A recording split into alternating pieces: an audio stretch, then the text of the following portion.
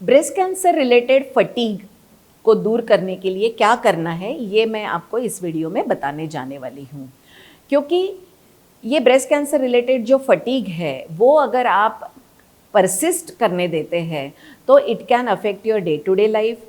It actually leads to lack of concentration और आपके social wellbeing को भी आप ये डिस्टर्ब कर सकता है। So it is very crucial to take care of this breast cancer related treatment related fatigue. So let us see ये क्यों होता है। ये इसलिए होता है क्योंकि ट्रीटमेंट के दौरान whether it is surgery, chemotherapy या रेडिएशन, जो आपके बॉडी में बदलाव हो रहे हैं उसका जो फिज़िकल इफ़ेक्ट है उसकी वजह से ये आपको थकान होती है, क्योंकि आपके शरीर का कुछ हिस्सा निकल रहा है। कीमोथेरेपी की जो दवाइयाँ होती है वो भी आपके शरीर के अलग अलग ऑर्गन्स पे अफेक्ट करती है, जिसकी वजह से एक जनरल टायर्डनेस या थकान बहुत कॉमनली होता है। रेडिएशन के दौरान भी आपको एनीमिया हो सकता है। आपके शरीर के जिस हिस्से में रेडिएशन डिलीवर किया जा रहा है उस एरिया में इन्फ्लेमेशन होता है and as a result of this बहुत बार टायर्डनेस होती है। स्पेशली सो क्योंकि ये जो कैंसर की जर्नी है ये एक बहुत इमोशनल जर्नी है। उसके कैंसर से रिलेटेड जो नेगेटिविटी होती है मन में, उसकी वजह से भी ये थकान पोटेंशिएट हो जाती है या आपको एग्जॉशन की फीलिंग ज़्यादा आती है। सो ऐसे में आपको क्या करना है? ट्रीटमेंट के दौरान ट्रीटमेंट पे या ट्रीटिंग डॉक्टर्स पे सबसे पहले आपको बहुत फेथ होना बहुत ज़रूरी है। आप इस जर्नी को अच्छे से सक्सेसफुली पार कर सकते हैं और इस ट्रीटमेंट के आगे भी एक बहुत अच्छी ज़िंदगी है। इस पॉजिटिविटी के साथ अगर आप ये ट्रीटमेंट की जर्नी तय करते हो तो उससे भी आपको डेफिनेटली मदद मिलती है। कुछ ट्रीटमेंट के दौरान आपके शरीर में जो फिज़िकल चेंजेस होते हैं, स्पेशली जो हार्मोनल चेंजेस होते हैं, उसके बारे में आप आपके ऑन्कोलॉजिस्ट से ज़रूर कंसल्ट करिए सो दैट कोई मेडिकेशन से आपको ये हेल्प हो सकती है क्या, ये आप ज़रूर पूछिए। आपके डाइट में ऐसी कौन सी चीज़ें आपको इनकॉर्पोरेट करनी है जिसकी वजह से आपको ये थकान दूर करने में हेल्प हो जाएगी। आपके डाइट में हमेशा प्रोटीन्स ज़्यादा होने चाहिए। फ्रेश वेजिटेबल्स एंड फ्रूट्स का इनकॉर्पोरेशन बहुत ज़रूरी है एंड मोस्ट इम्पॉर्टेंटली आपका हाइड्रेशन, पानी बहुत अच्छे से आपको पीना है। कम से कम 3 या 4 लीटर पानी आपको इस ट्रीटमेंट के दौरान या बाद में भी पीना बहुत ज़रूरी है।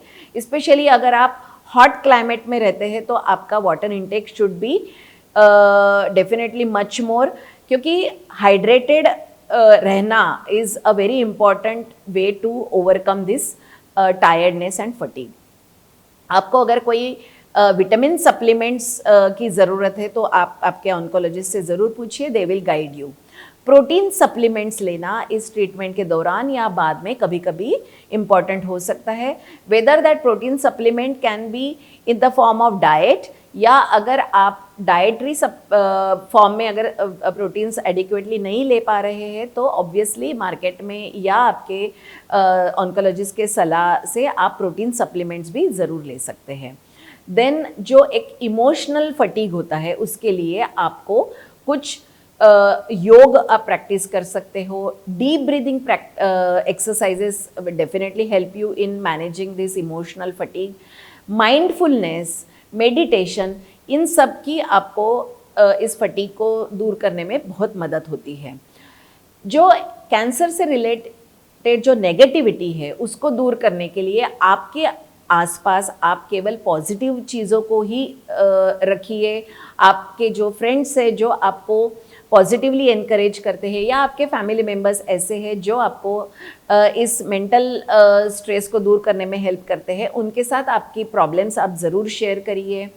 कोई भी निगेटिविटी आपके मन में ना आए, इसीलिए अगर कोई गलत सलाह दे रहा है या कैंसर के बारे में अगर आपको कोई नेगेटिव बता रहा है तो प्लीज़ उसको इग्नोर करें।